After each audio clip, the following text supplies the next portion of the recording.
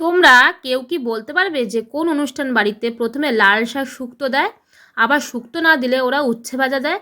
আমি সেই অনুষ্ঠান বাড়িতে আজকে খেতে গিয়েছিলাম। প্রথমে দিল থালা জলের বোতল, আর প্রথম পাতে খাবার জন্য দিয়েছে ঝরঝরে সাদা ভাত আর কুড়মুড়ে উচ্ছে ভাজা। বেশ ভালো লাগলো খেতে।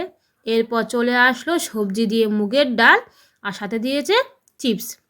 বরাবরের মতো লেবু চটকে ডাল দিয়ে চিপস দিয়ে ভাতটাকে মেখে খেতে তো ভীষণই ভালো লাগলো। আর ডাল ভাত খেতে না খেতে না ওরা দিয়ে দিল পটল চিংড়ি।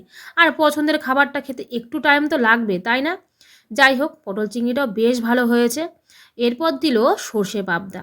মাছটা ছোটো সাইজের ছিল, তার মধ্যে ভেঙেও গিয়েছিল, তবে গ্রেভিটা বেশ ভালো হয়েছে খেতে। এরপর দিল কাতলা মাছের কালিয়া।